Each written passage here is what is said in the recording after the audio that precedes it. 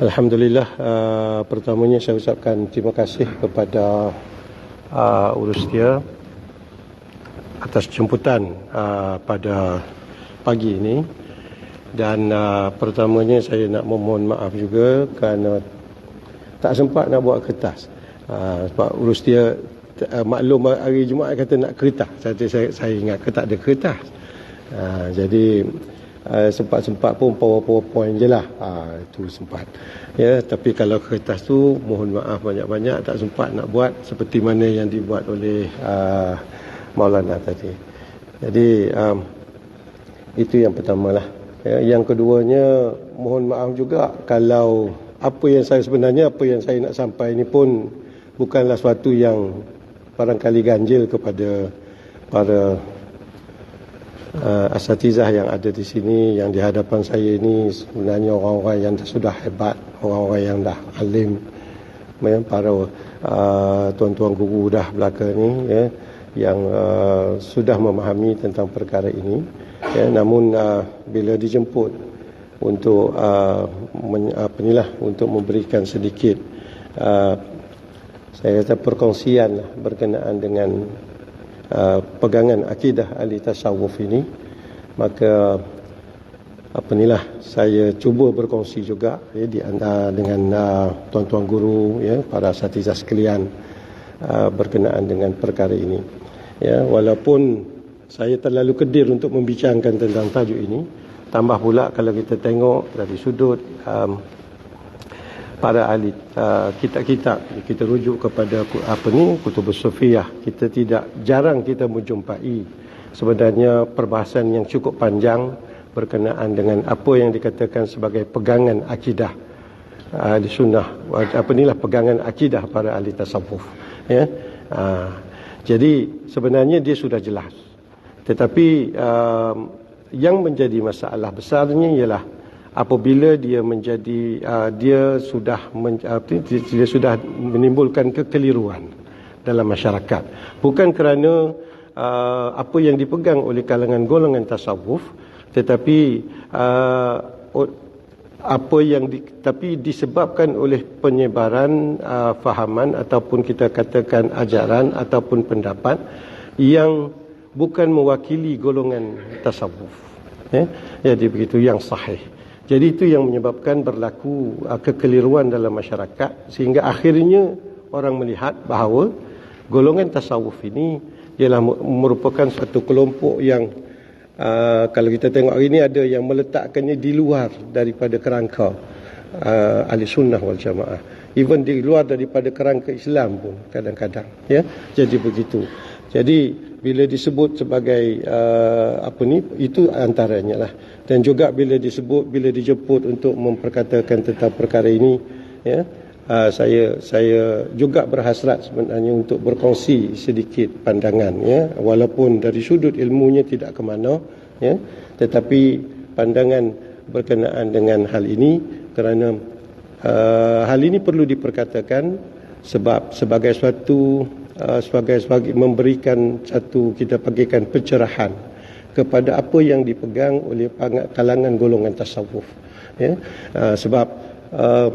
Sebab paling tidaknya ialah maknanya paling tidak mereka adalah satu golongan yang sebenarnya mempunyai hubungan, ya. Kalau yang maknanya golongan ahli tasawuf yang sahih, yang benar, yang adalah mempunyai hubungan yang rapat ataupun dekat dengan Allah Subhanahu Wa Taala. Jadi bila dijemput dan dan saya berkongsi ini adalah atas hasrat untuk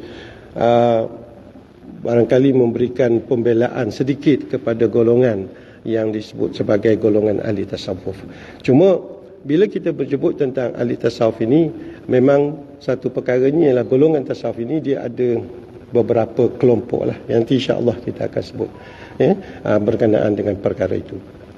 Jadi paling tidaknya ialah, ya, paling tidaknya satu sisi ialah menggambarkan tentang kita panggil menggambarkan tentang sisi pegangan ataupun pendapat yang dipegang dalam konteks masyarakat yang seharusnya dipegang dalam konteks masyarakat Islam di Negeri Sembilan lah. Ya, sebab Negeri Sembilan ini kalau kita tengok kadang-kadang disebut sebagai negeri yang bertarikat, ya jadi begitu.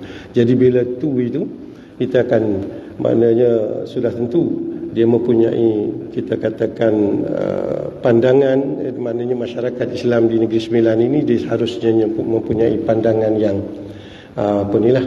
pandangan yang sahih, pandangan yang tepat, pandangan yang yang selari dengan apa yang dipegang ataupun yang dipelihara oleh Jabatan Mufti Kerajaan Negeri Sembilan. Baik, pertamanya dari segi apa yang kita ini saya sedah amat maklum, ini adalah menjadi asas kepada perbahasan apa yang dikatakan sebagai ilmu di dalam Islam secara asas, iaitulah kalau kita lihat hadis yang disebut sebagai hadis hadis ini adalah hadis yang disebut sebagai hadis ihsan dan sebagainya ini, ataupun hadis umul sunnah ini, maka dia menceritakan tentang 4 perkara di dalam agama.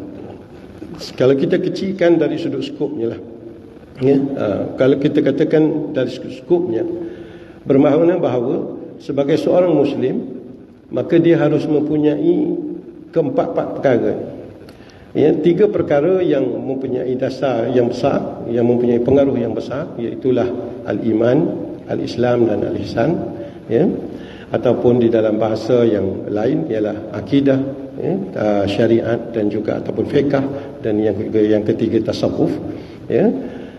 Tetapi pada masa yang sama ada satu perkara lain, iaitulah yang disebut yang di bawah itu, iaitulah tentang pertanyaan. Saya tak maulah tentang hadis sebab para tuan-tuan guru dan para asatizah sudah pun mengetahui tentang tanda-tanda hari kiamat.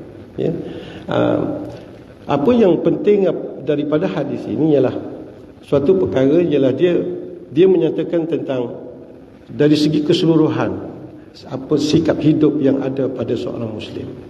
Itu yang pertama. Iaitulah bahawa dari segi pembangunannya di dalam konteks kehidupannya, maka dia kena ada 3 itu tiga perkara itu. Iaitulah Islam, al-iman dan juga al-ihsan. Dan yang keduanya ialah pandangan hidupnya ialah dibentuk bagaimana dia ada pandangan yang sifatnya jauh, iaitu apa? Hari akhirat. Dia tidak maknanya itu pandangan itu cara kita maknanya berjalan menuju Allah Subhanahu Wa Taala. Dan kalau kita lihat dari sudut yang sedikit kalau contohlah kita ambil pandangan kalau 3 perkara itu, Islam, iman dan ihsan itu, maka dia adalah, bahasa mudahnya ialah dia macam pandangan menaiklah ke atas, itulah Allah Subhanahu Wa Taala. Tetapi pada masa yang sama dalam konteks kehidupan kita di dunia ini, kita dalam satu perjalanan apa? Itulah perjalanan menuju Allah Subhanahu Wa Taala, dalam satu perjalanan menuju akhirat. Dan itu adalah suatu perjalanan yang benar yang tidak boleh dinafikan.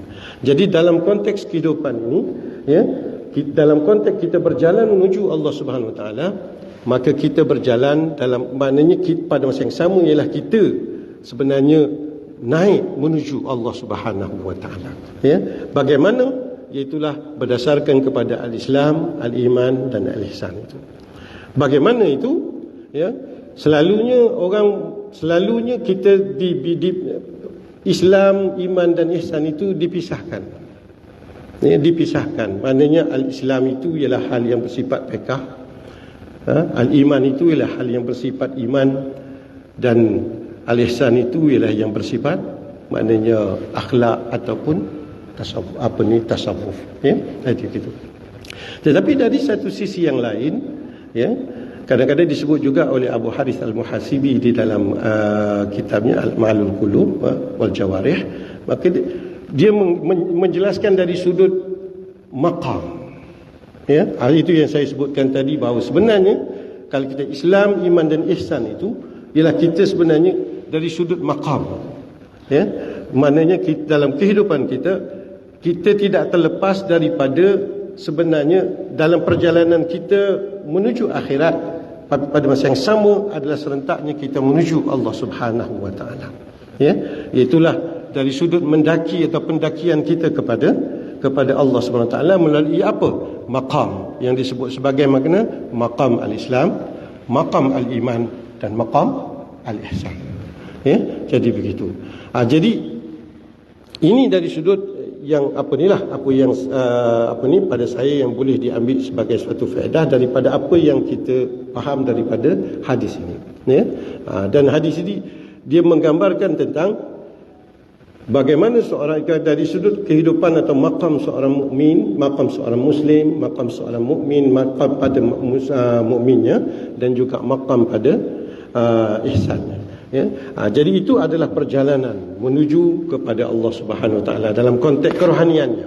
Ya, sebab itu tasawuf, sebab itu tariqah, dia merupakan suatu yang amat dekat dengan diri kita. Dia bukan suatu yang jauh.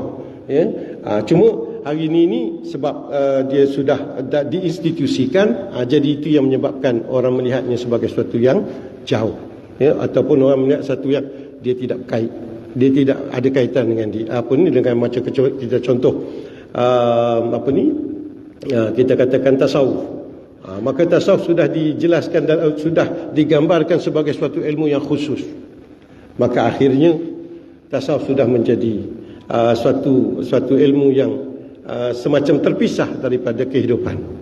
Ya, dari kehidupan kita yang dekat dengan kita pun dia, iaitu yang disebut sebagai akhlak. Tetapi bila tersebut tasawuf, tasawuf sudah jauh daripada kita. Abu Bakar yang keduanya ialah tentang tariqah. Ya, juga tariqah juga menjadi begitu. Ya, tariqah itu hakikatnya kita sedang berjalan menuju Allah Subhanahu Wa Taala. Pendakian kita kepada Allah sebenarnya berlangsung. Sebenarnya gambaran kehidupan kita seharian itu adalah digambarkan dalam konteks hubungan kita dengan Allah. Itu adalah tariqah yang umumnya. Tetapi oleh kerana tariqah sudah kita institusikan, maka tariqah itu dilihat sebagai sesuatu yang jauh daripada kehidupan kita. Ya, jadi begitu. Jadi itu yang menyebabkan akhirnya yang disebut sebagai tasawuf, yang disebut sebagai tariqah itu adalah dilihat sebagai atau kita panggil ada penjarakan di antara individu ataupun kaum muslimin dengan tariqah dan juga tasawuf. Hakikatnya tasawuf dan tariqah itu begitu dekat dengan kita. Dia bukan jauh daripada kita. Ya, hari-hari sebenarnya kita bertasawuf, hari-hari sebenarnya kita bertariqah. Tetapi oleh kerana kita memahami dengan makna yang khusus, akhirnya kita kita tak dapat nak menghayati itu dalam konteks kehidupan dalam kehidupan kita seharian. Ya? Jadi itu yang asasnya lah, ya, daripada situ. Ya? Jadi bila agak para tuan guru dan asatizah ni dapat dapat bersabar sikit, ya. Apa kait pula dengan pegangan akidah Ahli Sunnah wal Jamaah ni. Jadi begitu. Jadi satu lagi ialah bila disebut kepada Ahli Sunnah wal Jamaah yang kita pegang di Negeri Sembilan dan juga di Malaysia, ialah Ahli Sunnah itu ialah ada akidahnya, ya, iaitu Asy'ariyah dan Maturidiyah, ya, mostlynya Asy'ariyah. Yang kedua-duanya ialah fiqh, ya, mengutamakan Syafi'i, Imam Syafi'i rahimahullah, tapi pada masa yang sama, ya, tidak menolak yang lain. Dan yang ketiganya ialah tasawuf yang disebut sebagai tasawuf berdasarkan kepada Al-Imam Al-Junaid Al-Baghdadi ataupun kita panggil Imam Ghazali rahimahullah.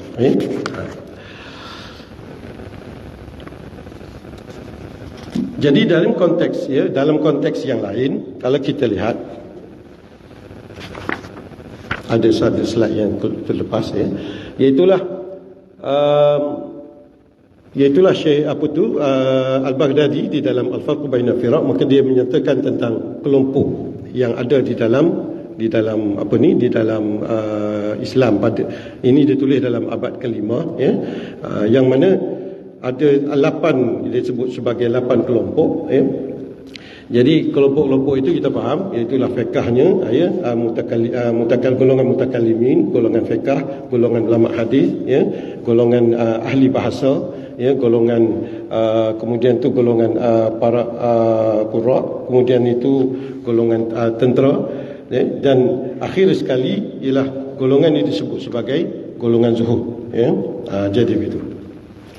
Jadi golongan zuhud ataupun zuhad ini, inilah yang kemudian yang menjadi akhirnya menjadi kelompok yang disebut sebagai tasawuf, ya.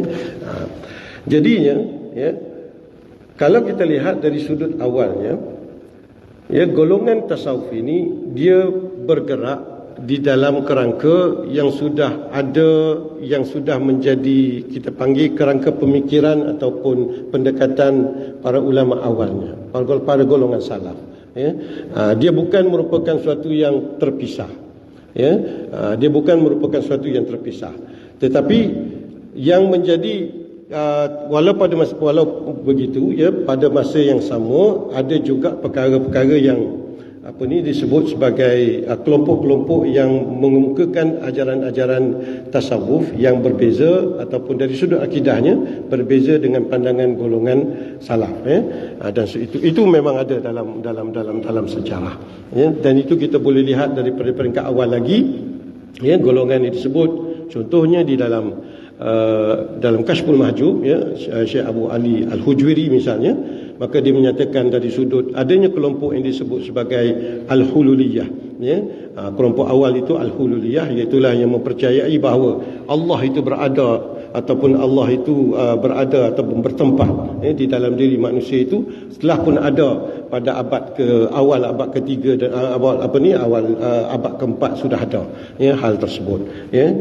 Golongan Ittihadiyah dan sebagainya itu sudah ada. Kita tidak nafikan dari sudut ada, kita panggil perkara-perkara tersebut di dalam sejarah sudah berlaku.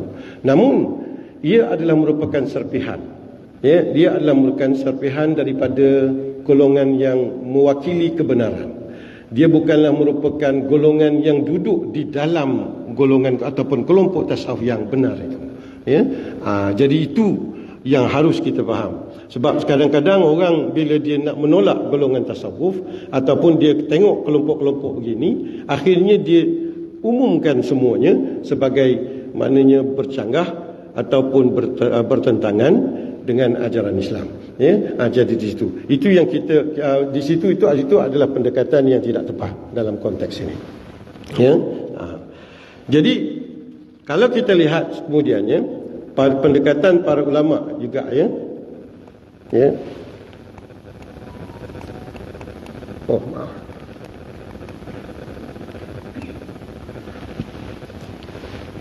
Rasa tak selesa sebenarnya duduk ni. Okey. Kemudian itu, ya, dari satu sisi yang lain, kalau kita lihat hubungan antara ulama, ya, yang ini kita nak lihat dari sudut akidah dan juga tasawufnya, ya. Golongan ulama Asy'ariyah dan konteks hubungannya dengan tasawuf. Dan kita lihat bahawa yang senarai yang saya sebutkan tadi, yang sebutkan ini, ya, kalau kita tengok daripada itu adalah merupakan murid-murid dan juga pengikut-pengikut, ya, murid kepada murid dan sebagainya yang dalam konteks aliran Asy'ariyah, ya. Pada tabaqat yang pertama itu kita lihat, ya, murid langsung daripada Imam Abul Hasan Asy'ari ialah macam Abul Husir Bandar bin Husain Asy'irazi As-Sufi. Dia adalah merupakan anak murid kepada Imam Abul Hasan Asy'ari. Maka beliau mempunyai, kita katakan kecenderungan terhadap tasawuf, ya. Jadi itu satu. Kemudian itu yang keduanya ialah Abu Abdullah Muhammad bin Khafif As-Sufi.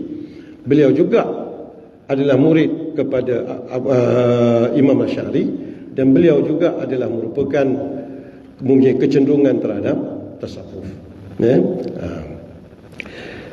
Kemudian itu pada tabaqat yang kedua itu mana Syekh Abu Ali Ad-Daqqaq ini adalah merupakan murid ataupun guru nantinya kepada Al-Qushairi, Al-Imam Al-Qushairi An-Saburi, ya. Kemudian itu Abul Hasan Syadah Al-Isbahani, kemudian itu Abu Sa'ad bin Abi Uthman Naisaburi Al-Kushi Al-Zahid. Itu adalah merupakan kelompok kedua daripada pengikut kepada murid Al-Imam Syafi'i. Ya.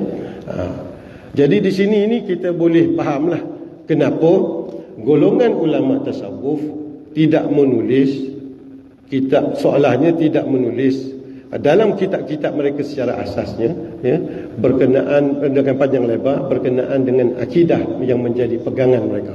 Kenapa? Kerana mereka adalah menurut Imam Asy'ari. Ya, jadi begitu. Jadi seperti mana contoh, ya, kalau kita panggil, maknanya fiqh pun huraian berkenaan dengan hal-hal yang berkaitan dengan masalah-masalah fiqh.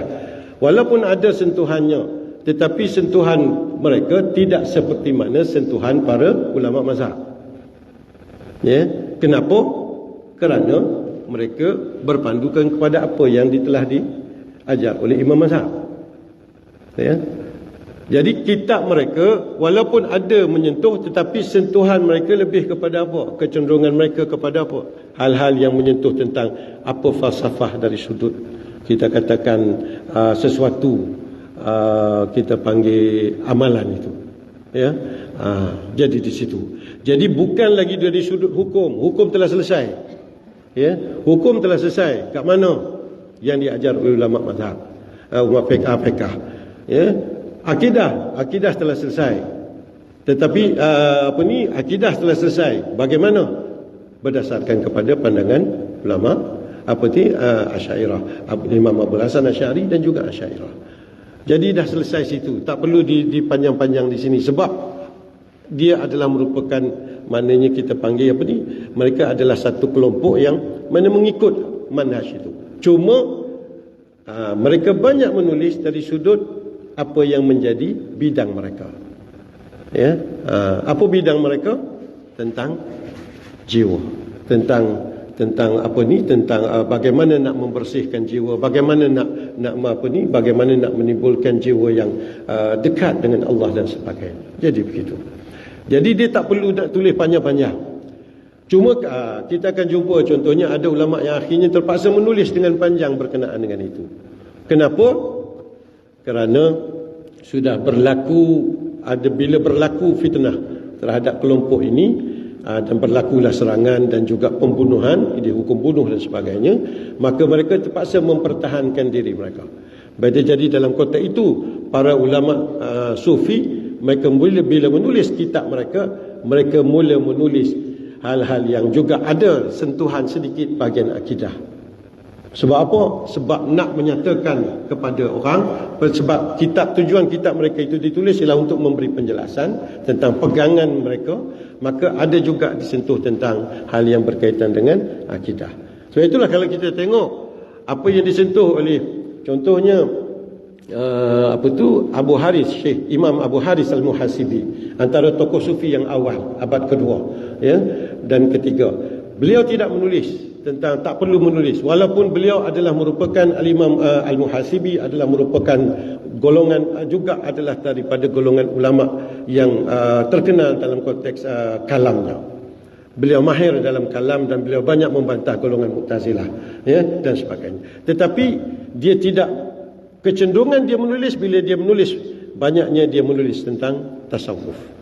Bagaimana nak membersihkan diri, bagaimana bagaimana nak kita katakan mengenal sifat-sifat yang buruk di dalam diri dan sebagainya. Tak perlu ditulis tentang akidah sebab ulama akidah telah menyelesaikannya. Ya, jadi begitu. Jadi kalau kita lihat situ, maknanya setiap tabaqat itu ada ulama-ulama Asy'ariyah yang terlibat dalam konteks tasawuf, ya. Jadi di situ. Itu yang boleh kita ya. Saya rasa ini boleh dibaca nantinya saya itu, ya. Dan yang ini adalah saya tak sempat nak sebut semua dan sebenarnya terlalu ramai, ya, dalam konteks ini, ya. Saya sebut sedikit sebanyak aja yang sini, ya. Cuma ada sedikit perbezaan.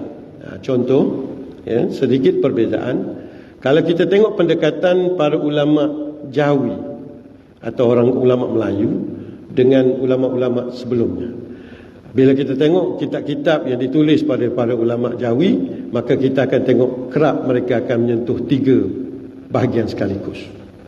Ada akan menulis tentang akidahnya, tauhidnya, ada menulis tentang tentang fiqahnya, dan kemudian di ujung sekali dia akan bercakap tentang tasawuf ataupun akhlak. Ya, jadi di situ. Jadi itu adalah merupakan pendekatan yang digunakan oleh ulama Jawi. Sebab apa? Dalam konteks bahawa dari satu sisi maknanya secara tersiratnya mengatakan bahawa seorang Muslim dia perlu ada 3 ini. Dia tidak boleh terlepas daripada 3 ilmu ini. Jadi di situ. Jadi itu saja beginilah. Ya.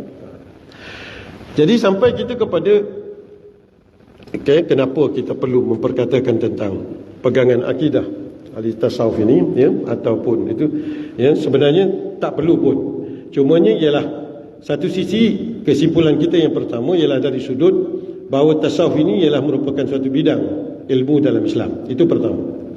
Yang keduanya ialah ulama tasawuf adalah merupakan golongan istimewa dan pakar dalam bidang ilmunya. Ya. Jadi bidang ilmu itu kita kena faham bahawa kenapa mereka tidak banyak menulis tentang akidah, kerana mereka tak sebab hal satunya tadi kita dah sebut bahawa dia telah diselesaikan, dan yang perlu mereka selesaikan ialah bahagian berkenaan dengan pendidikan jiwa seorang itu dalam konteks nak membina hubungan dengan Allah Subhanahu Wa Taala. Ya. Itu yang menjadi tumpuan. Ya. Yang kemudian itu yang jadi isunya ialah perkembangan semasa ini memberi kesan kepada ilmu tasawuf. Ya. Golongan yang berkaitan dengan ilmu tasawuf ini dia ada beberapa perkara. Ya, ada penghayatnya ataupun orang yang mengamalkannya, ya. Kemudian itu ada peniru dan ada pengkaji. Ya. Jadi kadang-kadang kesalahannya berlaku kat mana? Kesalahannya berlaku boleh ketiga-tiganya sekali. Ya. Kesalahannya kadang berlaku pada ketiga-tiga itu. Ya. Sebab itu kalau kita tengok setengah-setengah ulama, ya, ulama-ulama Melayu pun banyak, dia begitu ketat. Apabila seorang itu nak mempelajari ilmu tasawuf, maka ditanya dulu tentang akidahnya. Ya.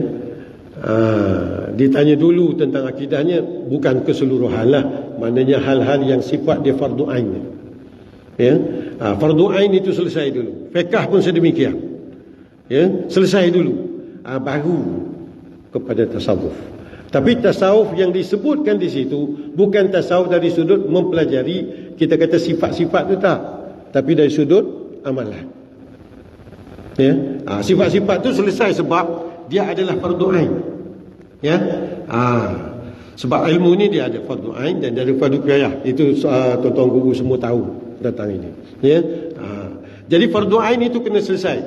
Ya, dari sudut akidahnya, dari sudut fiqahnya, dan kemudian dari sudut tasawuf. Ya, mengenali apa yang dikatakan sifat-sifat yang terpuji, mahmudah dan juga mazmumah, itu adalah sesuatu yang perlu. Ya, tetapi kenapa apa yang menjadi kenapa sebahagian guru dia keras dari sudut maknanya tak boleh beramal dulu sebelum, ya, sebelum masuk sebelum selesai yang itu, ialah kerana apa yang ditegaskan maknanya tasawuf di situ ialah tasawuf dari sudut amalinya. Ya. Sebab apa? Amali akan melibatkan apa? Amali, bila kita beramal, kita akan ada pengalaman.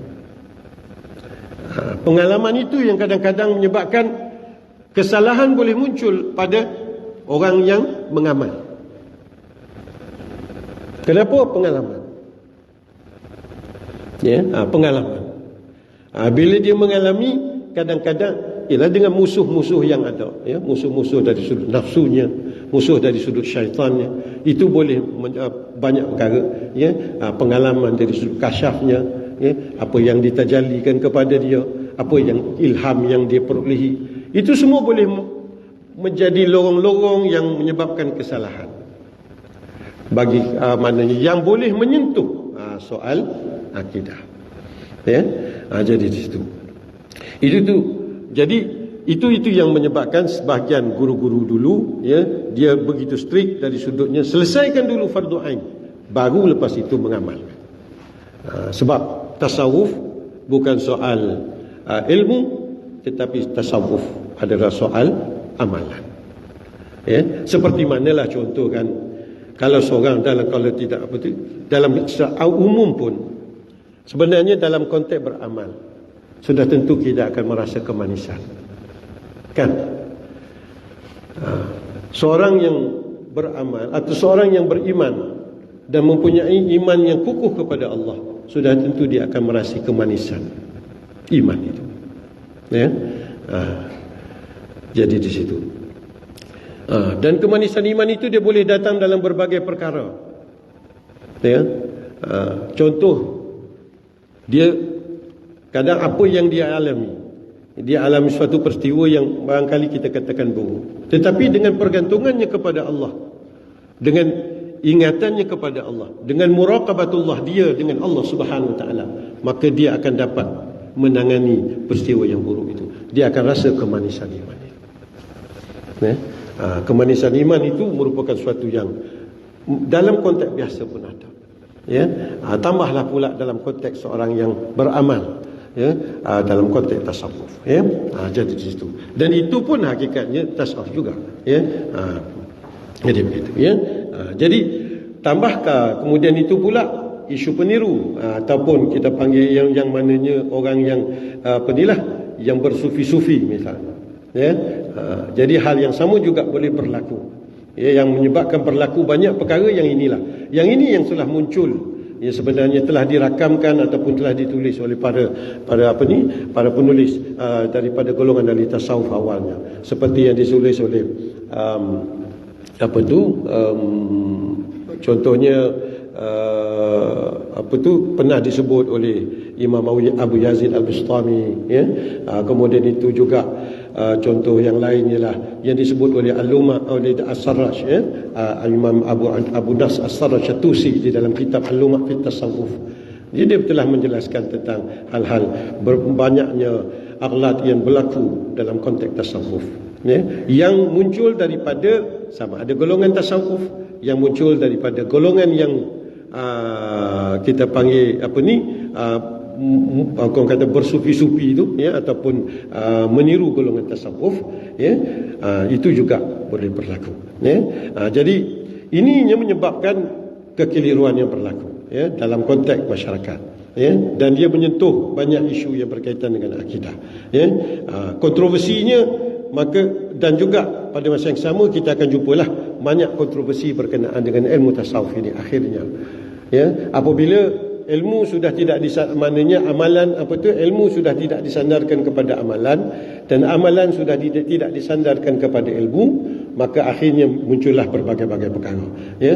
Jadi akhirnya kedudukan ilmu tasawuf itu dipertikaikan akhirnya oleh kalangan golongan kita panggil kalangan ya, dalam masyarakat dan sebagainya.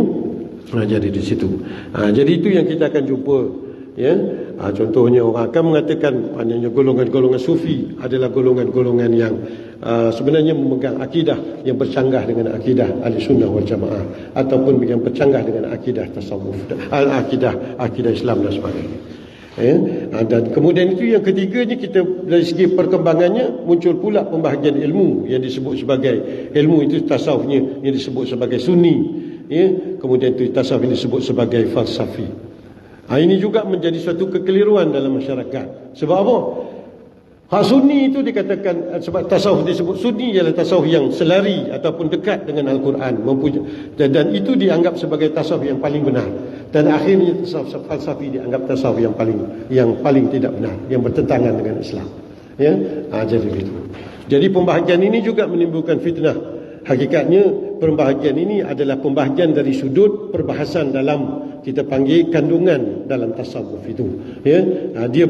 Dia bercanggah apabila apabila dia melanggar batas dalam Islam, tetapi dia boleh tidak bercanggah, ya. Dan ini yang perlu diteliti. Dan ini perkara-perkara ini menyebabkan berlakunya kita katakan kekeliruan, dan akhirnya golongan tasawuf ini agak orang kata maknanya menjadi, orang kata menjadi golongan sasaran serangan daripada banyak pihak. Dan serangan itu bukan hanya daripada awal, bukan hanya dari sekarang ini, tetapi sudah berlaku daripada awal lagi. Ya, abad ketiga Hijrah sudah berlaku serangan terhadap golongan tasawuf. Ya, dan berlanjutan sehinggalah kepada hari ini. Ya. Ya, jadi natijah daripada itu ialah apa? Mana golongan tasawuf mula menulis kitab mereka.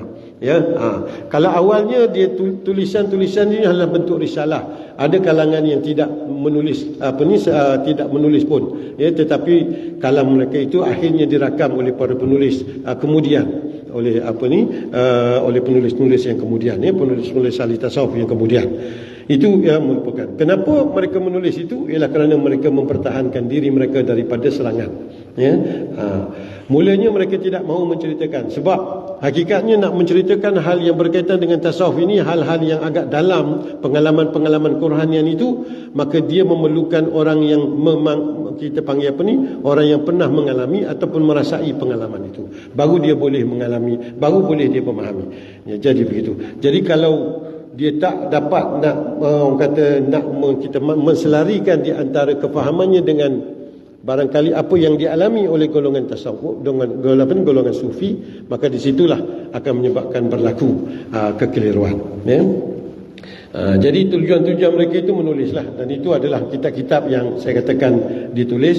Dan kalau nak dilihat dari sudut akidah ni, maka kolom antara yang disebut di sini 5 kitab ini, ya, dan banyak lagi kitab yang lain, mereka mula menulis, mereka menjelitkan hal-hal yang berkaitan dengan akidah.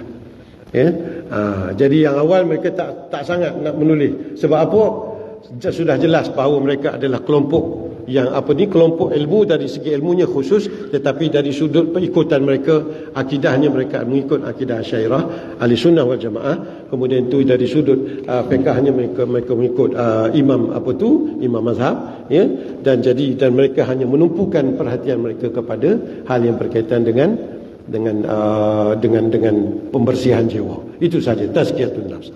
Namun bila berlaku kritikan dan sebagainya, mereka akhirnya menulis juga hal-hal yang menyangkut, yang menggambarkan tentang pandangan akidah ataupun pegangan akidah mereka, ya, terhadap supaya maknanya orang dapat menerima kembali golongan tasawuf ini, ya.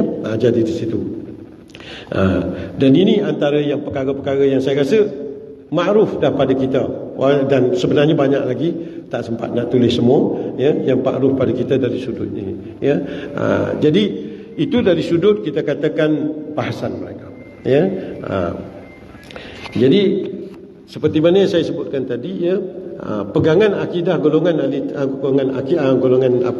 tasawuf hakikatnya ialah pegangan akidah Ahli Sunnah wal Jamaah. Ya, dia bukan di luar daripada lingkungan itu. Kalau ada pandangan ada yang di luar daripada Ahli Sunnah wal Jamaah, maka itu adalah pandangan yang gharib, yang mananya yang kita panggil yang syaz, dan juga yang terkeluar daripada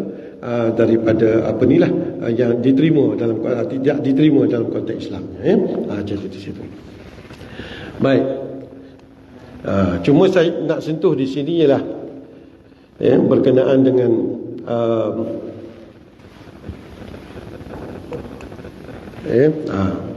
berkaitan dengan tasawuf ini, tauhid menurut golongan ahli tasawuf, ya. Jadi di situ. Jadi kita selesai yang pertama, ya, iaitulah bahawa, ya, mana tasawuf ini adalah sebahagian ataupun termasuk dalam Ahli Sunnah wal Jamaah. Lepas itu kita mula daripada awal tadi, ada ihsan, kemudian itu kelompok daripada Ahli Sunnah wal Jamaah, golongan yang disebut oleh Al-Baghdadi, ya, dalam Al-Farqu Bainal Firaq, ya, dan kemudian itu, dan juga kita sudah melihat dari sudut apa yang mereka pegang, ya. Cuma yang menjadi masalah hari ini ialah adanya masyarakat, ada kalangan ahli masyarakat yang menyebarkan ataupun yang memperkatakan tentang pegangan apa yang menjadi kita panggil dari sudut akidahnya, ya, yang kelihatannya bertentangan, ya, dengan ajaran Islam. Itu yang menjadi isu pada hari ini, ya. Sebab itu barangkali kenapa tajuk ini ditulis, ya, diberikan. Okey. Kalau kita lihat apa yang disebut oleh Al-Imam Al-Ghazali, ya, di dalam Ihya, maka dia bagikan dari sudut ilmu, ya, dia bagikan dari sudut ilmu. Ada ilmu yang disebut sebagai ilmu akhirah, kemudian tu ilmu yang disebut dunia, dan itu ada pembahagian bahasan cukup panjang, ya. Apabila disebut ilmu yang disebut akhirat, maka dia fokuskan kepada yang ditarifkan di sini, ya, Allahu Akbar, kecilnya, Masya Allah. Okey, ilmu yang kalau yang ditarifkan di situ ialah ilmu yang berkaitan pembersihan hati lah, bahasa mudah, ya. Bahasa mudahnya ilmu yang berkaitan dengan pembersihan hati. Cuma dalam konteks tasawuf, ya, Al-Imam Ghazali mengatakan bahawa tasawuf ini dia ada dua bahagian. Bahagian yang pertama adalah bahagian yang disebut sebagai ilmu al-muamalah.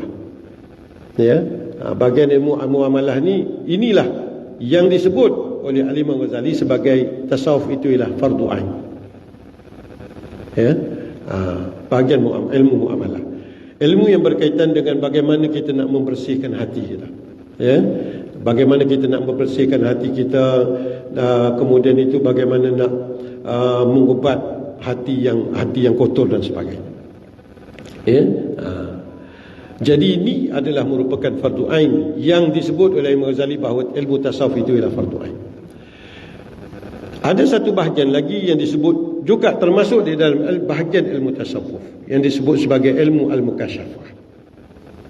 Ya, ilmu al-mukasyafah ini kalau mengikut Imam Ghazali ini ialah ilmu yang dia muncul di dalam hati manusia hasil daripada mana? Itulah apabila terangkat hijab. Ya, jadi begitu. Itu ataupun bahasa mudahnya kita katakan pengalaman lah, bahasa mudah. Dan ini kalau Imam Ghazali kata ini satu ilmu yang mana dia diperolehi melalui mana? Melalui kurniaan Allah Subhanahu Wa Taala. Dan dianya tidak ditulis. Dia tidak boleh ditulis ataupun tidak ditulis. Sebab kalau ditulis dia kata akan jadi masalah. Ya. Bila ditulis maknanya ibarat yang dibuat ataupun yang cuba ditulis itu kerapnya menimbulkan kekeliruan, ya, melainkan kepada orang yang boleh memahami kalam ataupun perkataan yang ditulis oleh golongan sufi, ya. Sebab itu kalau kita tengok dari segi pengalaman yang disebut oleh Al-Imam Ghazali di dalam Al-Munqidh min ad-Dhalal, maka dia sebutkan dari sudut dua perkara, ya. Kalau kita tengok dari sudut riwayatnya, ya, yang ditulis oleh Al-Imam Ghazali di dalam Al-Munqidh min ad-Dhalal, maka dia katakan sebelum dia mempelajari ilmu tasawuf, sebelum dia mencebur diri dalam bidang secara langsung dalam bidang tasawuf, ya, mengamalkannya, dia pertama kali dia membaca buku-buku berkenaan dengan tasawuf. Antara yang dibaca ialah kitab Risalah Rasail yang ditulis oleh Imam Al-Junaid Al-Baghdadi, ya, oleh Imam Al-Muhasibi. Itu kitab-kitab antara tulisan-tulisan yang dibaca. Dan dia sampai kepada suatu peringkat di mana dia kata bahawa apa yang diperkatakan oleh golongan tasawuf adalah telah dia faham. Dia kata apa yang diperkatakan daripada tulisan yang dibaca itu, apa yang diperkatakan oleh golongan tasawuf telah dia faham. Tetapi dia kata apa yang dirasa oleh golongan tasawuf itu belum dia dapat. Jadi begitu, ya. Itu yang dinyatakan di dalam Al-Munqidh. Maka dia katakan bahawa, ya, dia berkatakan bahawa golongan tasawuf bukan ashabul aqwal, tetapi golongan tasawuf adalah ashabul ahwal, ya. Jadi di situ, itu menggambarkan dari sudut, maknanya di sini bahawa ada dua perkara yang berbeza. Ya, satunya ialah ilmu yang disebut sebagai al-muamalah. Ini yang digambarkan oleh Al-Imam Ghazali, bahawa itu yang dia faham apa yang cuba disampaikan, yang diperkatakan, yang ditulis oleh kalangan golongan tasawuf. Tetapi apa yang dia tak dapat rasa, itulah yang disebut sebagai ilmu mukasyafah. Dan itu yang dikatakan Imam Ghazalinya, bila dia sudah berkhalwah begitu lama, ya, dan akhirnya dia merasai apa yang dirasa oleh golongan tasawuf, maka dia kata cukup setakat itu sahaja aku menceritakannya. Karena kalau aku menulis, maka akan maknanya maknanya apa ni lah, dan jangan tanya lebih daripada itu. Ya. Sebab apa? Sebab hal-hal yang bersifat pengalaman itu adalah merupakan suatu hal yang sifat dia peribadi. Ya. Jadi di situ. Ya. Jadi itu dari sudut ilmu tasawufnya. Ya. Jadi nanti kalau kita lihat dari sudut akidahnya juga, kita akan lihat ada dua kategori dalam bagaimana mereka memahami tauhid kepada Allah Subhanahu wa taala. Ya. Boleh cakap tu?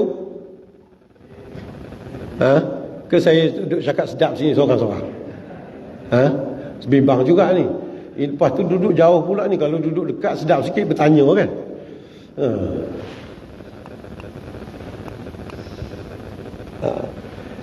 Ini secara kita panggil apa ni lah, ya. Itu nantinya ya, pengalaman itulah yang disebut. Kita balik kepada hadis yang tadi, sunnah tadi. Bila kita balik, kalau kita ingat bagaimananya, bila ditanya tentang Islam, maka Nabi menyatakan antasyhada alla ilaha illallah, dan sehingga akhir kan. Kemudian tu bila ditanya apa tu akhbirni anil iman kan, kemudian tu dia jawab antu'mina billah, dan sebagainya. Tetapi bila ditanya tentang maknanya pendetailan yang diberikan itu 5 rukun iman, 5 rukun imannya, 6 kita panggil 5 rukun Islamnya, 6 rukun imannya. Tetapi bila ditanya tentang al-ihsan, jadi apa? Maka ditanya tentang al-ihsan, anta'budallah ka'annaka tarah. Dia sudah masuk ke dalam. Ya. Dia sudah tidak lagi menyatakan tentang apa ni, nak kata percaya ke lagu mana, tak ada. Maknanya engkau menyembah Allah, ya, anta'budallah ka'annaka tarahu, seolah-olah engkau melihat.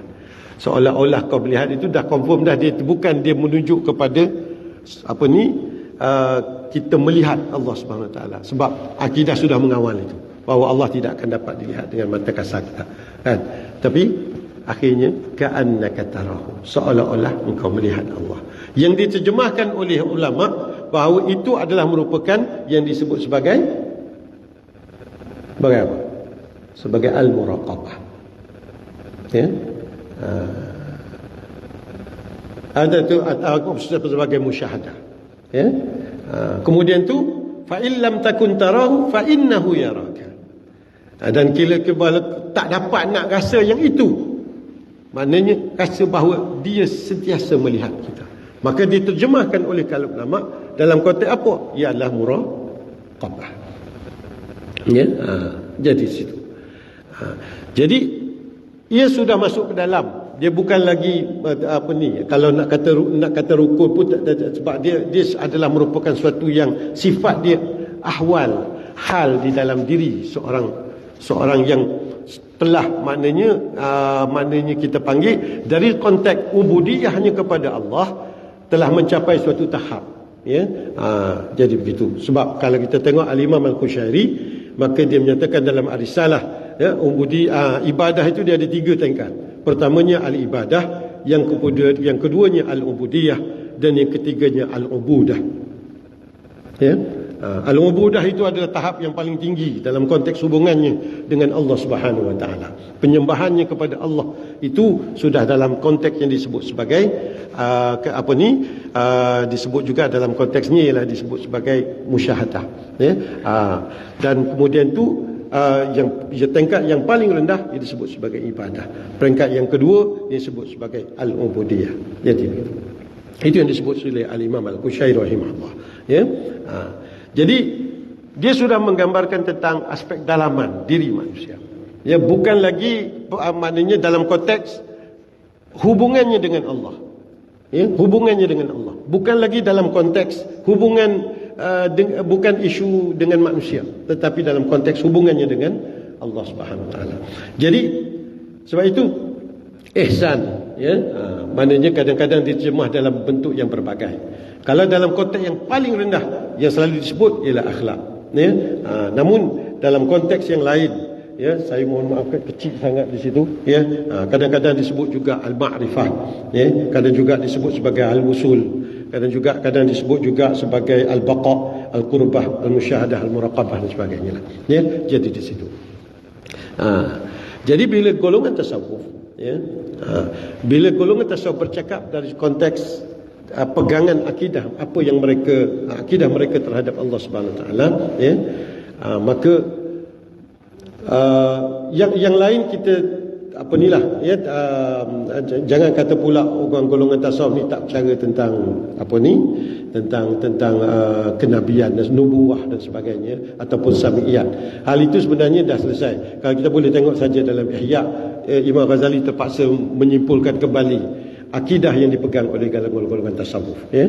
Itu dalam ada satu bab di dalam bab awal itu, ya, iaitu qawaid apa itu aqaid itu, maka dia menyatakan tentang akidah yang dipegang oleh golongan tasawuf, ya.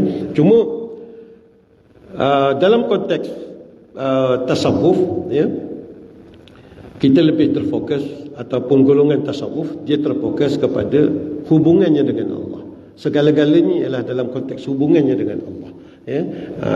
Yang lain ini dah selesailah bahasa mudah, ya. Nabi kalau kita kata tak bercakap soal Nabi pun, Nabi adalah menjadi ikutan, ya. Nabi adalah menjadi yang sempurna. Nabi adalah penunjuk jalan, ya. Nabi adalah panduan, ya. Jadi di situ, ya. Jadi itu tak ada isu di situ. Tapi bila bercakap dalam konteks akidah, ya, tauhid mereka kepada Allah Subhanahu Wa Taala, mereka bercakap dalam konteks hubungan mereka dengan Allah Subhanahu Wa Taala, ya. Jadi sebab itu golongan tasawuf bila bercakap dalam konteks ini, maka dia bercakap tidak lagi dalam bahasa tauhid, tetapi dalam bahasa yang disebut, kadang-kadang kita selalu guna, orang tasawuf selalu guna, itulah ma'rifah, ya. Dia bukan lagi bercakap dalam konteks tauhid, tapi dia bercakap dalam konteks ma'rifah, ya. Apa beza di antara tauhid dengan apa namanya, dalam konteks ini bahasa mudahnya ialah ma'rifah itu lebih luas. Tauhid ini kita kata dia duduk di dalam ma'rifah, ya. Sebab ini disebut oleh boleh nanti tuan-tuan guru boleh tengoklah dalam kitab apa tu Al-Qushairi ada menyebut, ya, berkenaan hal ini. Pada masa yang sama Al-Hujwiri di dalam Kashful Mahjub dia ada menyatakan tentang hal ini, perbezaan di antara ma'rifah, ya. Itu apa dia, ya. Sebab ma'rifah ini dia menyangkut soal hal, ya, soal bukan lagi soal ilmu saja, tetapi soal hal, soal hubungan seseorang, pembinaan hubungan seseorang dengan Allah Subhanahu Wa Taala, ya. Bukan hanya soal ilmu, bukan saja soal kita tahu Allah itu satu, ya, maknanya tauhidnya. Kita tahu bahawa Allah itu bersifat dengan sifat yang sempurna, ya. Kita tahu nama-nama Allah yang Maha Agung dan sebagainya. Bukan setakat itu sahaja, tetapi mereka bercakap dalam konteks halnya bagaimana, itulah bagaimana menghayati keesaan Allah Subhanahu Wa Taala, kebesaran Allah Subhanahu Wa Taala, kekuasaan Allah Subhanahu Wa Taala dalam kehidupan, di dalam diri dan dalam kehidupan kita. Dari situ, ya. Akhirnya mereka bercakap dalam dua konteks, ya. Iaitulah bila cakap ma'rifah ni ada ma'rifah, dua ma'rifah, ya. Ya, maka mereka akan bercakap dalam dua begitu, ya. Ada ma'rifah yang disebut ma'rifatut ta'rif, ada yang disebut sebagai ma'rifatut ta'aruf, ya. Ini disebut oleh Al-Muhasibi ini dalam ni, ya, dan juga Al-Junaid Al-Baghdadi. Ma'rifatul haqq, ya, ma'rifatul haqiqah, ya, tauhid am, tauhid khas, ya, tauhid ataupun tauhid al-basyariyah dan tauhid al-ilahiyah, ya. Ini bahasa-bahasa yang mereka gunakan dalam konteks membezakan di antara akidah, bukan beza, tetapi maknanya kedalaman, ya, kedalaman perbahasan mereka terhadap mengenai keesaan Allah Subhanahu Wa Taala, ya. Jadi bukan lagi hanya tahu Allah itu esa, tetapi merasa keesaan Allah. Bukan tahu Allah itu besar, maha besar, tetapi hati melihat kebesaran Allah, ya. Bukan hanya tahu Allah itu mempunyai nama-nama yang agung, tetapi nama-nama yang agung itu dilihat di celah-celah alam, ya. Dia syuhud dalam konteks itu, ya. Bukan lagi hanya tahu semata secara akli, tetapi mereka merasai dengan hati, ya. Jadi di situ. Jadi itu beza dari sudut penghayatan, ya. Maka disitulah maka disebutkan, ya, disulis oleh dalam Al-Hikam, ya, oleh Al-Imam Ibnu Athaillah Sakandari, ya, yang juga barangkali tuan-tuan guru semua tahu. Itulah maknanya kalau kita tengok Al-Imam Ibnu Athaillah Sakandari ini, dia asalnya, ya, dia bukanlah golongan yang mengamalkan tasawuf, walaupun dia sudah dikenal sebagai ulama mazhab yang terkenal dalam Maliki, ya. Ulama yang telah mempunyai dan memberi fatwa di dalam mazhab Maliki, tetapi dia belum menceburkan diri dalam tasawuf, ya. Jadi di situ. Tapi akhirnya pada suatu ketika dia menceburi bidang tasawuf, ya, apabila dia bertemu dengan yang akhirnya menjadi guru kepada beliau, iaitulah Syekh Abul Abbas Al-Mursi, yang merupakan anak murid kepada Al-Imam Abul Hasan Asy-Syazili, ya. Walaupun pada awalnya dia mempunyai sedikit pandangan yang negatif terhadap Imam Syekh Abul Abbas Al-Mursi, tetapi tapi bila dia pergi sendiri melihat, mendengar, maka dia katakan bahawa aku tidak dapati satu kalam pun yang bercanggah dengan apa yang aku yakini selama ini, ya. Jadi begitu. Dan akhirnya dia dia mengikuti guru beliau itu, ya. Jadi hikamnya ini menjadi, kita panggil, gambaran daripada apa yang yang diajar ataupun yang ditulis oleh apa yang diajar oleh Imam Syekh Abul Abbas Al-Mursi, kerana guru beliau itu tidak dia menulis itu dan kemudian ditunjuk kepada gurunya Al-Mursi, ya. Dan juga menjadi gambaran atau juru cakap kepada tariqah ataupun nantinya iaitulah Asy-Syazili, sebab Imam Abul Hasan Asy-Syazili tidak meninggalkan sebarang tulisan dalam konteks doktrin, ya. Jadi begitu. Okey, yang ditulis di situ ialah apa yang disebutkan di sini ialah syattan baina man yastadillu bihi aw yastadillu alaih, ya. Jadi begitu.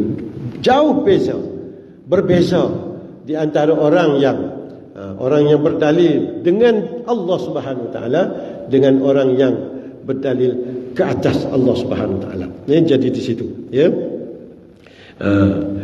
Jadi dia kata al-mustadillu bihi arafal haqq li ahli fa athbata al-amra min wujudi asli, ya.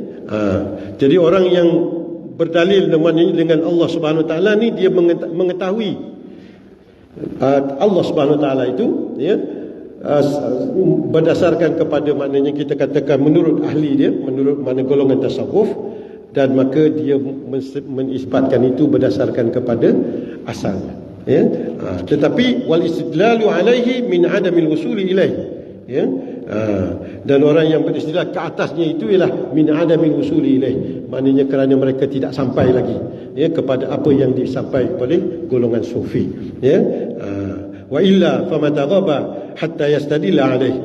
Mana kalau gitulah, masa bila pula contohnya Allah itu lenyap ataupun Allah itu hilang, sehingga dia terpaksa kita panggil berdalil dengan ke atasnya, atau wa mata ba'da hatta takuna al-athar hiya allati tusilu ilaih, sehingga dia terpaksa juga akhirnya mencari, kita panggil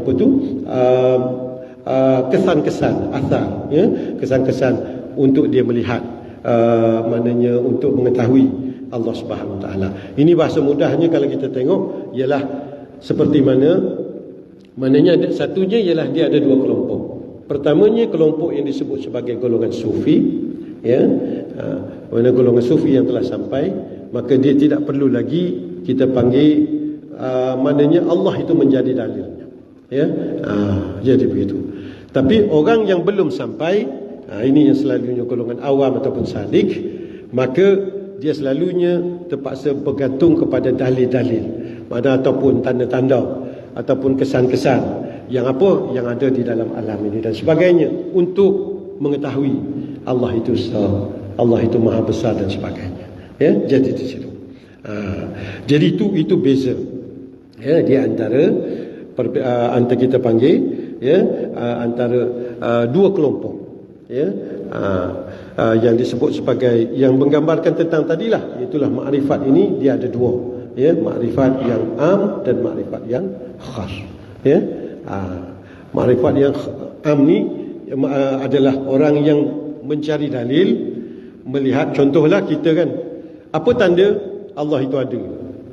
Itu selalu kan dalam kitab-kitab awal dia tanya dah kan, apa tanda Allah itu ada kan, apa tanda Allah itu maha berkuasa dan sebagainya. Jadi semua itu kita lihat daripada alam ini kan, adanya alam, adanya kita panggil kepelbagaian berbagai jenisnya ciptaan Allah Subhanahu Wa Taala ini yang menggambarkan tentang kekuasaan Allah, bagaimana kita panggil peredaran alam, peredaran siang dan malam dan sebagainya, yang menggambarkan tentang kekuasaan Allah, menggambarkan tentang kebesaran Allah, aspek gerhananya apa dan sebagainya, semuanya menggambarkan tentang kebesaran Allah SWT. Dan pada masa yang sama, hakikatnya itu semua menggambarkan tentang keesaan Allah Subhanahu Wa Taala.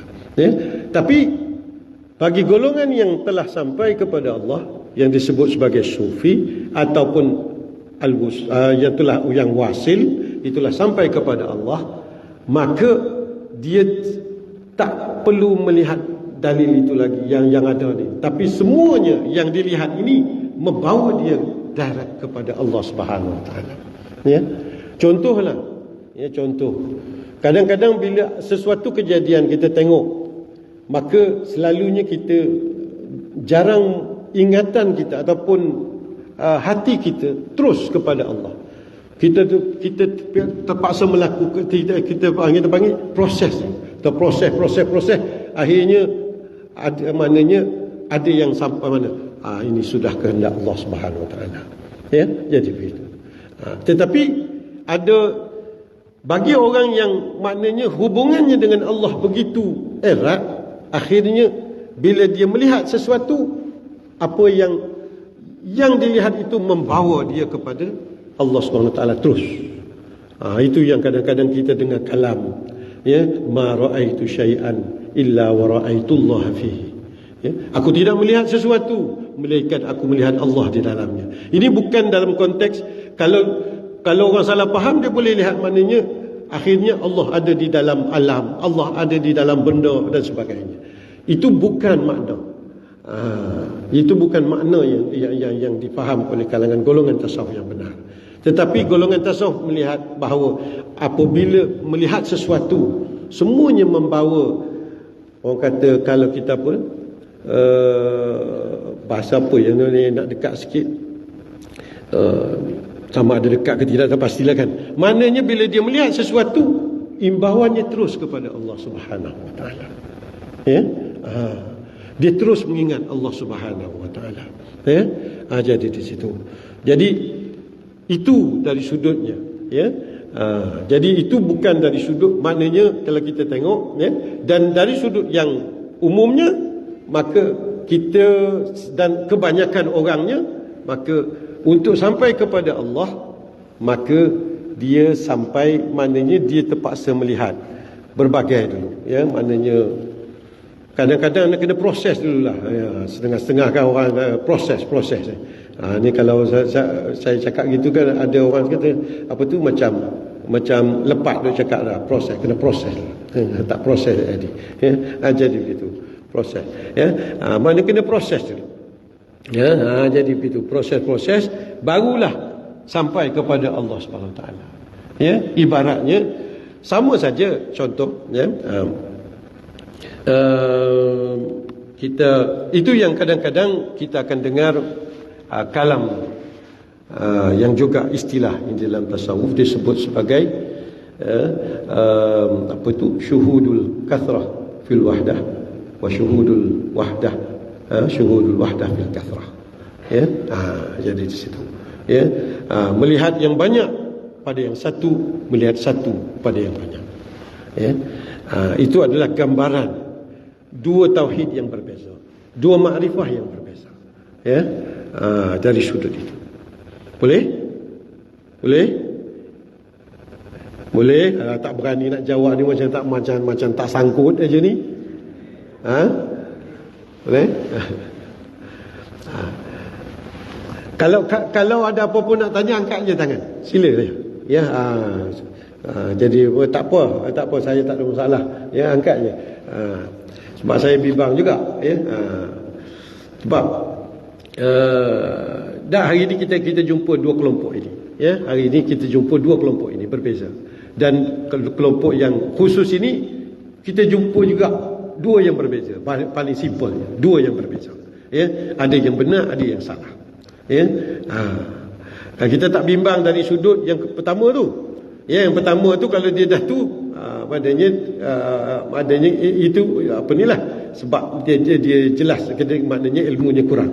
Tapi kadang-kadang yang satu lagi kelompok ini kelihatannya macam ilmunya sudah cukup mantap. Itu kan, maknanya ada yang benar dan ada yang terkeliru ya. Jadi di situ. Jadi sebab itu kadang-kadang disebut juga dalam Al-Hikam, dalam Hikam Abi Madian, maka yang disebutkan sebagai as-salikul zahibun ilaih ya. Orang yang salik itu dia berjalan, dia pergi kepada Allah ya. Wal arifu zahibun fihi ya. Dan orang yang arif itu dia pergi, tapi dia pergi itu pada Allah Subhanahu Wa Taala ya. Jadi beza ya, di antara dua itu ya. Jadi dari sudut pengalaman ataupun dari sudut kita pada hubungan dengan Allah Subhanahu Wa Taala ya. Itu yang kalau kita pada di sekolah misalnya, maka yang kita ajar itu adalah pada tingkat yang awal itu ya. Maknanya tauhid pada peringkat yang awal itu. Itulah tauhid yang maknanya berdasarkan kepada golongan mutakallimullah, bahasa mudah ya, golongan untuk golongan awam ya. Sebab itu kalau contohnya Al-Imam Al-Ghazali, maka dia bagikan ma'rifah ini kepada tiga. Ada dia sebut sebagai ma'rifatul awam, ma'rifatul ulama, dan yang ketiganya ialah ma'rifatul arifin ya. Jadi orang maknanya ma'rifah orang awam dan juga ulama, itu adalah makrifah yang kalau dalam konteks tasawufnya masih pada peringkat yang awam. Tapi ma'rifatul arifin sudah pada tasawuf yang khusus ya. Jadi di situ. Okey, ni kalau makrifah awam ni saya rasa tak perlu saya panjangkan sebab kita dah mengetahuinya ya. Dan ini makrifah awam ni yang umum ini adalah tauhid yang kita faham biasa itulah ya. Maknanya berdasarkan ilmu dan berdasarkan apa yang kita faham, kita memahami dari segi akal kita ya. Jadi di situ berdasarkan kepada dalil, dan itu dan ini adalah sudah maknanya tally, kata-kata kena tally ataupun kena selari dengan akidah Ahli Sunnah wal Jamaah ya. Tak perlu lagi kita nak kata, maknanya tak boleh di sini pun sudah bercanggah, ya. Cuma yang kita nak tekan di sini, saya ada masa sampai bila ya? Perlu setia? Sampai pukul 12.30 ke pukul 1? 12.30? Masya Allah, baru nak masuk khusus. Okey. Okey. Tak apa. Okey, yang khusus ni kita fokus kepada yang khusus. Sikit je lagi kot. Ya. Makrifah yang khusus inilah yang kadang-kadang menjadi punca kekeliruan. Ya. Tapi makrifah yang khusus ini, ya, kalau kita lihat, dia bukan suatu makrifah yang dia bukan dia khusus, kita panggil kekhususannya itu ialah kerana dia berdasar digantung, bahasa mudahnya, kepada kehendak Allah Subhanahu taala, ya. Sebab dia bermula mana, ya, dia bermula daripada sebenarnya Allah Subhanahu taala ini tidak terhijab. Tak gitu? Allah Subhanahu taala ini tidak terhijab hakikatnya. Kau macam mana?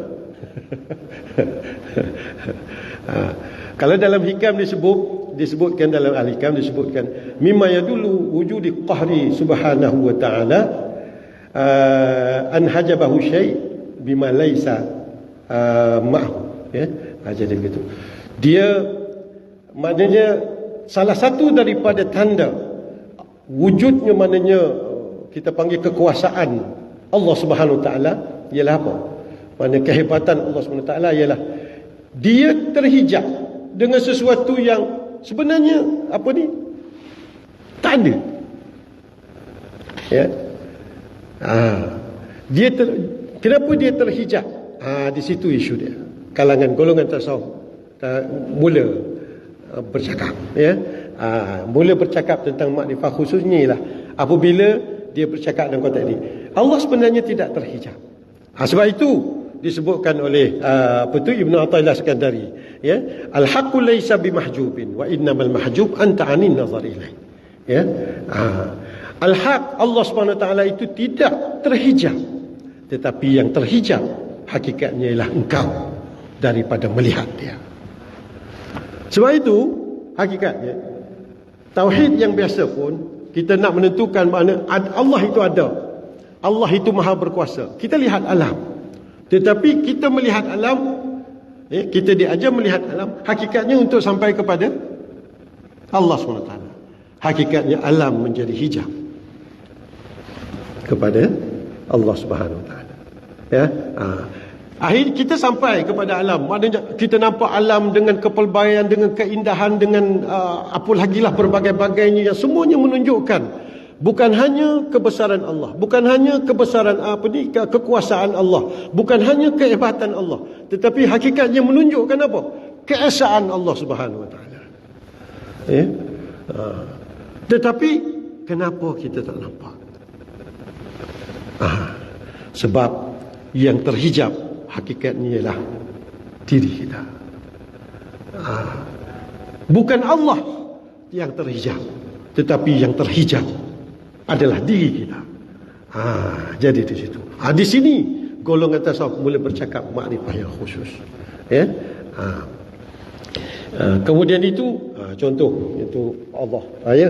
Dia ada di situ, ya.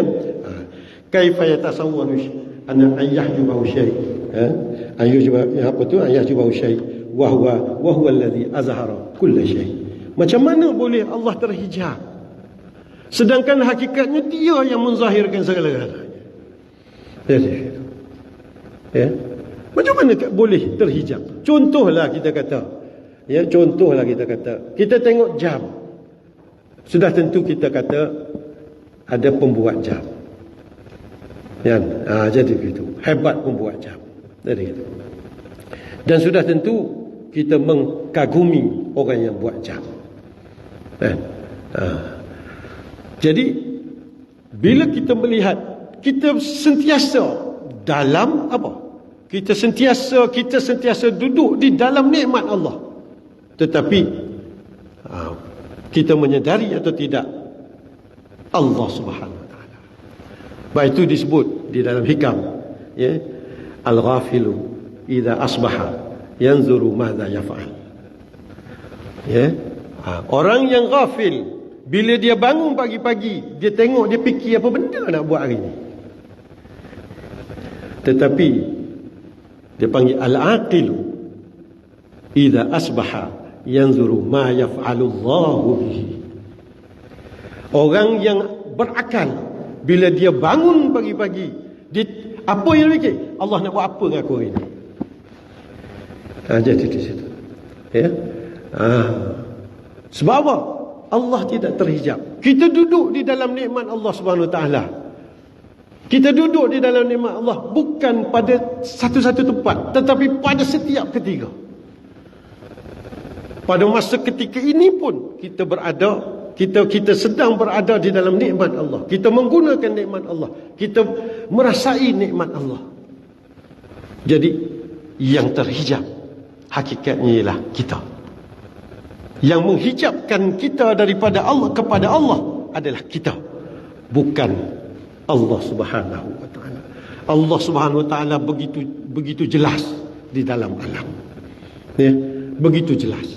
Tidak ada yang menghalang tidak ada yang menutup dia, tetapi yang menutup dia adalah kita. Jadi begitu. Jadi di situ, ya. Bolehlah baca seterusnya daripada situ, ya. Sebab itu yang kalam yang kedua tu, ya, kaifa yatasawwaru ayyahjubahu syai' wa huwa alladhi dhahara bi kulli syai', ya. Macam mana boleh dia terhijab hakikatnya, sedangkan bila sesuatu itu zahir, dia kekuasaannya ada pada benda itu, kebesarannya tergambar pada benda itu, keesaannya tergambar pada benda itu.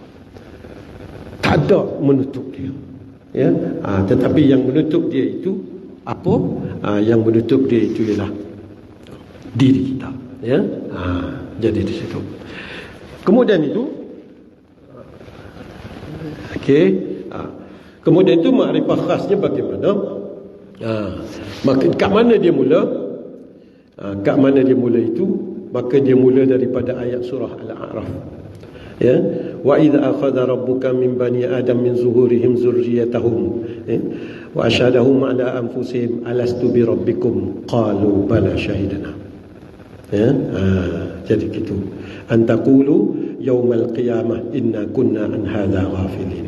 Ya, itulah apabila Allah nak menjadikan itu, ya, nak menjadikan manusia. Kisah ini kalau mengikut Imam Junaid Al-Baghdadi, dia berlaku sebelum daripada kelahiran di alam arwah, ya. Mana ruh sudah ditanya hakikatnya tentang apa? Tentang makrifah, tentang pengenalan terhadap Allah Subhanahu wa taala. Dan pada masa itu ruh itu menjawab dengan begitu tegas, bala. Ya, jadi begitu. Jadi kali bagi sisi golongan tasawuf, ya, maka dia mendalami makna itu lagi. Ya, maknanya apa yang dikatakan sebagai makrifah itu sebenarnya telah wujud di dalam diri manusia. Itu yang kita katakan sebagai fitratallahi allati fataran nasa 'alaiha. Ya, jadi di situ. Ya, sudah dijadikan dalam konteks itu. Ya, batu kita tak ganjil orang pindah agama akhirnya masuk Islam jadi tenang, tak ganjil. Sebab apa? Dia sebenarnya dia balik kepada asal dia. Lepas tu dia, orang bila masuk Islam kita tengok yang benar, dia akan kata apa? Dia rasa tenang bila dia masuk Islam, yang dia tak pernah jumpa sebelum ini. Kenapa? Rohnya kita itu kembali ke asalnya. Jadi begitu, ya. Jadi begitu. Jadi makrifah itu telah ada, ya. Cumanya oleh kerana kesibukan kita, akhirnya makrifah itu tenggelam. Ya, makrifah itu tenggelam dalam konteksnya. Jadi golongan tasawuf melalui cara ini, bahagian ini, ya, tanpa meninggalkan bahagian yang pertama tadi, ya. Ini yang masuk sini. Jadi cuma nak masuk situ tu, dia kena lalulah. Inilah pun kena lalunya, ya. Bila kita sebut diri tadi tu, sebab itulah golongan tasawuf mula. Ini disebut dari sudut amalannya. Ya, mula masuk kepada amalan. Walaupun amalan tu sebenarnya kita dah buat pun, ya, tanpa kita sedari kadang-kadang kita telah pun. Orang yang selalu membaca Al-Quran sebenarnya mentazkiyahkan diri dia. Orang yang membaca, orang yang sentiasa berzikir, maka sebenarnya dia sedang mentasbihkan qalb dia dan sebagainya. Ya, tetapi ada perbezaan sedikit dari sudut bila sebut tariqah. Kenapa? Kerana dia ada yang disebut sebagai kita panggil orang kata apa nilah sanadnya itu. Ya, jadi bila situ tu dia ada kekuatan lebihan, ya, daripada yang biasa. Ya, jadi di situ. Dan jadi bila kita sebut diri kita tadi, hakikatnya ialah kita menyebut, kita fokus kepada hati kita. Ya, hati. Ya, cuma hati ni kita kena faham juga kan. Hati ni dia dalam konteks tasawuf, dia hati ni dia banyak tingkat. Sebab tu orang apa ni semua barangkali tahu dah, ya. Hati ni banyak tingkat. Yang disebut al-qalb itu hanya tingkat kedua saja. Ya. Yang pertama kadang disebut sebagai as-sadr. Ya, bagi setengah ulama mengatakan as-sadru itu tingkat paling rendah. Yang keduanya ialah al-qalbu, itu tingkat hatinya mula bercahaya. Yang ketiganya ialah yang disebut sebagai al-lub. Ya. Ataupun disebut sebagai al-fuad yang ketiga. Makin kita panggil makin bercahaya tingkatannya hatinya. Ya, yang keempatnya lub. Apa tu kita jumpalah macam-macam istilah lain, sirnya, sirnya dan sebagainya. Ada yang syarafnya dan sebagainya, istilah-istilah para ulama, ya, yang telah disebut oleh kalangan ulama tasawuf dari sudutnya. Ya, jadi hati manusia ini dia bertingkat. Bukan bertingkat, maksudnya hati manusia ini mempunyai peringkat. Ya, peringkat itulah yang selalunya yang kita katakan yang memberikan gambaran siapa orang itu dalam konteks hubungannya dengan Allah Subhanahu wa taala. Ya. Seperti itulah disebut dalam tu, ya, kaifa yashukul qalb suwarul akwan muntabi'atun fi mir'atihi. Ya. Am kaifa yarhalu ila Allah wa huwa mukabbalun bi syahawatihi. Ya. Am kaifa yatmu ayyadkhula hadrat Allah wa huwa lam yatatahhar min janabati ghafalatihi. Ya. Am kaifa yarju an yafhama daqaiqal asrar wa huwa lam yatub min hafawatihi. Ya, jadi begitu. Jadi di situ maknanya fokusnya kepada hati manusia. Ini yang menjadi kita panggil itu, ya. Cuma tauhid golongan sufi ataupun ma'rifah golongan sufi bukan diperolehi melalui usaha manusia. Kita bahagian kita ada, bahagian manusia ada, iaitulah bahagian iktisab tu ada, iaitulah mensucikan, berusaha mensucikan, beramal dan sebagainya. Tetapi hakikat yang disebut oleh Imam Ghazalinya, itulah ilmu yang disebut sebagai mukasyafah itu ialah ilmu yang diberi oleh Allah SWT, ma'rifah yang diberi oleh Allah SWT. Ya? Ma'rifah ini adalah ma'rifah yang dikurniakan oleh Allah SWT, bukan ma'rifah yang dicari. Kalau orang dia kata akhirnya dapat, itu bukan ma'rifah dalam konteks tasawuf yang benar. Ya? Sebab orang yang mempunyai ma'rifah kepada Allah yang benar, maka beza sikapnya dengan orang yang mempunyai ma'rifah yang dia rasakan dia capai atau melalui usaha dia sendiri. Berbeza. Ya? Jadi di situ. Jadi ma'rifah itu ialah ma'rifah yang Allah berikan kepada manusia itu. Tapi ma'rifah itu, ya, yang hasil dari mauhibah itu terhasil selepas berlakunya satu pengalaman yang disebut sebagai al-fana. Ya. Fana ini maksudnya ialah maknanya hilang kesedaran seseorang itu dari hatinya itu kepada yang lain melainkan kepada Allah Subhanahu Wa Taala. Ketika itulah baru akhirnya dia maknanya mencapai apa yang dikatakan sebagai ma'rifah. Ya, itu disebutkan dalam oleh Syekh Abi Madian, disebut sebagai idza zaharal haqq lam yabqa ma'ahu ghairuhu. Apabila zahir Allah Subhanahu wa taala pada hati seseorang, lam yabqa ma'ahu ghairuh, maka tidak ada lagi ketika itu berbaki ataupun kekal yang lain selainnya bersama dalam hati itu. Jadi begitu, ya. Itu maksudnya dari sudut yang dikatakan sebagai ma'rifah khas yang disebut oleh kalangan golongan tasawuf. Jadi ma'rifah khas dalam golongan tasawuf adalah bukan berbeza, bukan kita nak kata apa ni, bukan terpisah daripada makrifah yang kita sebut umum tadi, ya. Sebab tu orang setengah-setengah bila dia kata dia dah sampai, dia duk berasa sedap, dia duk berasa sedap, ya.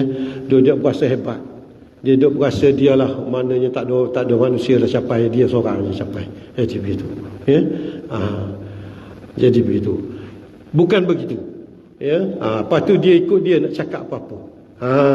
Ataupun dia kata ini hakikat. Yang itu semua tu syariat. Laisa kadzalik. Bukan macam tu, ya. Bukan macam tu, ya. Sebab apa? Sebab makrifat yang dicapai oleh golongan tasawuf hakikatnya, kalau tadi tu kita kata makrifah tu dalam tu tauhid kan? Dalam tu tauhid yang kita kata yang am tadi, makrifah ni umum kan. Tapi bila dicapai oleh golongan tasawuf, makrifah itu hakikatnya mana? Yang bulatan besar ni adalah tauhid yang am, yang dalam itulah tauhid yang khas. Jadi tauhid yang khas diukur, dipiawai, dikawal, disempadan oleh apa? Tauhid yang am. Jangan tu kata jangan duduk berasa sedap tu, ya. Walaupun pengalaman itu pengalaman yang tinggi, ya, tapi hakikatnya apa? Kita kata tauhid yang am tu, tauhid yang khas tu, dia mendalami ataupun dia masuk. Kalau kita nak kata macam mana nak gambar, ya, macam air laut lah, bahasa mudah kot, laut kan. Maknanya lautan gitu. Kemudian itu tauhid yang am. Tauhid yang khas ialah dia masuk ke dalam itu. Ke dalam itu. Dia masuk ke dalam tu, akhirnya sampai ke dasarnya. Jadi begitu. Jadi dia tak boleh bila situ, maknanya dia tak boleh meninggalkan yang am tu. Sebab apa? Yang am itu adalah merupakan tauhid yang mengawal yang khas itu, ya. Walaupun kita tak nafikan dari segi pengalamannya, pengalaman yang tinggi, pengalaman pengalaman yang suci, hati yang bersih dengan hati yang bersih, rapat insya-Allah dengan Allah Subhanahu Wa Taala, namun dia tidak menafikan hakikat bahawa dia mesti menurut tauhid yang asal itu, tauhid yang umum itu. Sebab apa? Itulah yang maknanya yang menjadi peninggalan baginda Nabi sallallahu alaihi wasallam, ya. Jadi begitu, ya. Ini yang kadang-kadang orang sedap sangat bercakap tentang hakikat, ya, sehingga akhirnya memberikan gambaran bahawa syariat ini begitu rendah nilainya, ya, begitu begitu orang kata apa ni, bila macam tak ada nilai. No. Syariat itu yang mengawal dia hakikatnya, ya. Jadi kalau syariat itu bulatan besarnya, hakikat duduk dalam tu. Apa saja hakikat yang dialami, apa saja pengalaman yang dialami, apa saja kita panggil mawajidnya ke ataupun tajalliyatnya ke,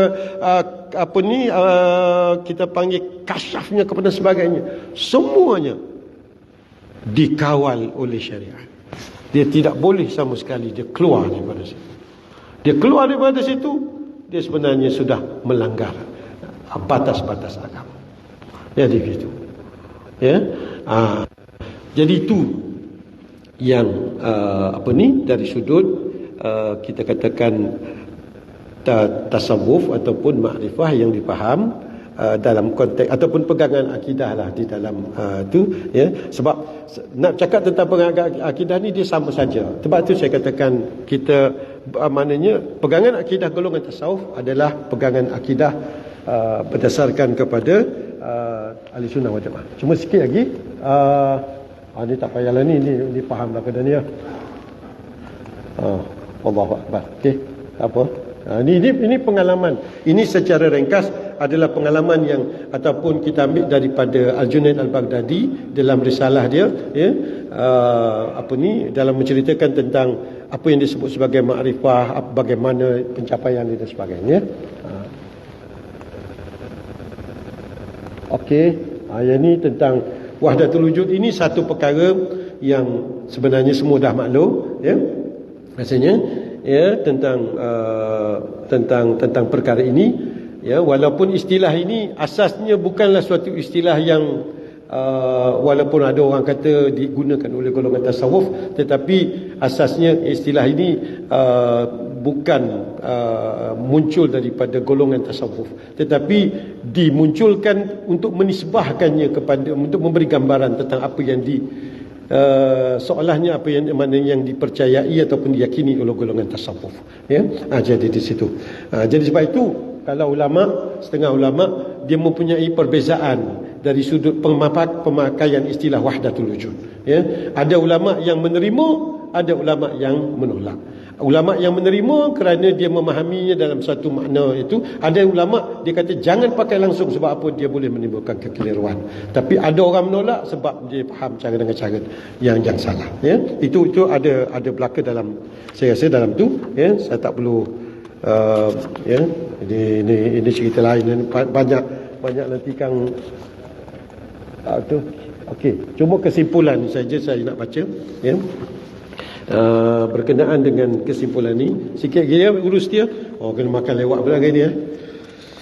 Okey, kesimpulannya satu, ya, pegangan akidah ahli tasawuf adalah menurut kerangka akidah ahli sunnah wal jamaah, ya. Sebab itu hari ni pun apa saja pengalaman tasawuf, tak kiralah tinggi mana sekalipun, kita ukur dengan apa yang ditinggalkan kepada kita, ya, berdasarkan kepada itu, ya. Jadi itu tak boleh keluar daripada itu, ya. Sebab tu maknanya apa saja pengalaman adalah diukur dengan akidah ahli sunnah wal jamaah. Yang kedua, pemikiran pegangan akidah ahli sufi adalah merealisasikan hakikat makna itu surah Az-Zariyat ayat 56 tu, ya, wa ma khalaqtul jinna wal insa illa liya'budun, ya.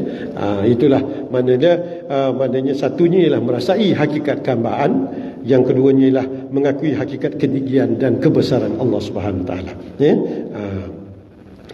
Kemudian itu yang ketiga, penghayatan wahdaniyah Allah Subhanahu Wa Taala, maknanya kadang-kadang digambarkan dalam setengah kitab dengan tauhidul zat, tauhidul sifat, tauhidul asma' dan tauhidul af'al, ya. Ini jangan kita faham ini adalah menurut pandangan golongan tasawuf. Sebab itu empat ini kalau kita kategorikan daripada kita panggil tauhid am dan tauhid khas tadi, dia duduk dekat sini empat-empat tu istilah, ya. Dia bukan duduk daripada istilah ini. Istilah ini ada, ya, ada, tetapi yang dipaham oleh kalangan golongan tasawuf ni ialah berdasarkan kepada pandangan tasawuf yang makrifah yang khas, ya. Makrifah sufi adalah pengalaman peribadi, ya. Jadi begitu. Ada orang boleh menceritakan dengan mudah, ada orang sukar menceritakan dengan menghadapi kepayahan, ya. Ada orang kadang-kadang menceritakan akhirnya keliru. Jadi ini yang kita yang kalau bolehnya kita tak perlukan.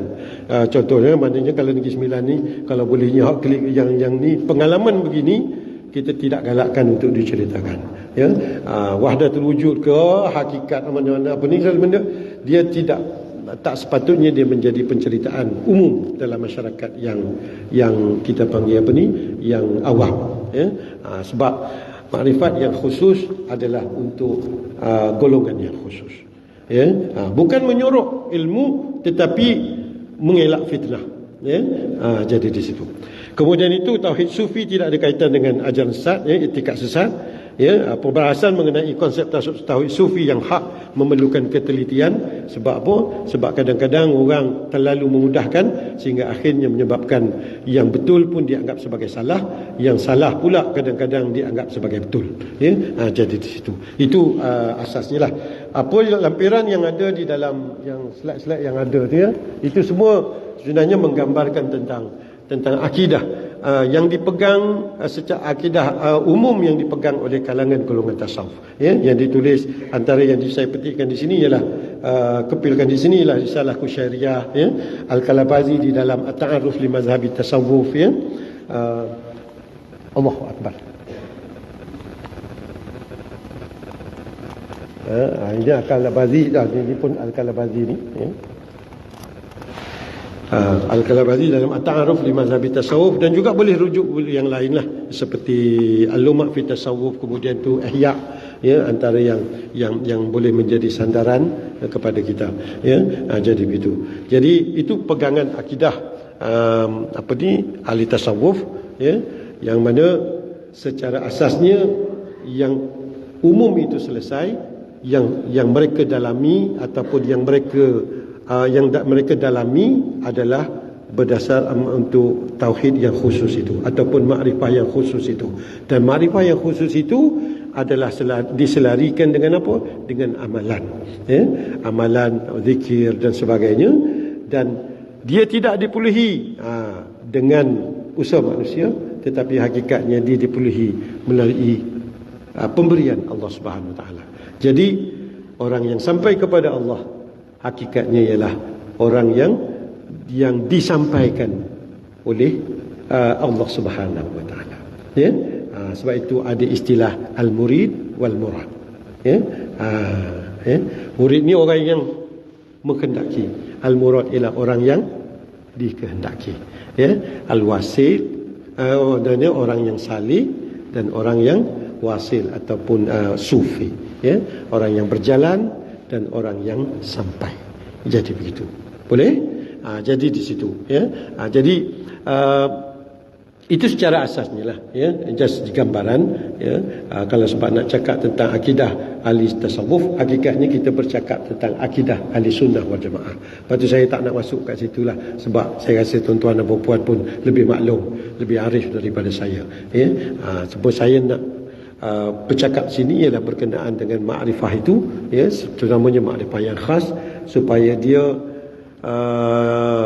supaya dia menjadi suatu pencerahan, dan juga nanti boleh berkongsi supaya hakikat tauhid yang difaham oleh golongan sufi hanya perlu dibahaskan di kalangan kelompok yang khusus, bukan dalam kelompok masyarakat awam, kerana dia boleh mendatangkan fitnah. Ya, jadi begitu. Ya, itu sedikit sebanyak yang saya sudahi dulu dengan wabillahi taufiq wal hidayah. Assalamualaikum warahmatullahi wabarakatuh. Saya terlebih terlupa, mohon maaf banyak-banyak kalau terkasar bahasa, mohon maaf banyak-banyak kalau tak sampai penyampaian, mohon maaf banyak-banyak, ya, kalau ada yang terasa. Ya, okey, silakan. Alhamdulillah.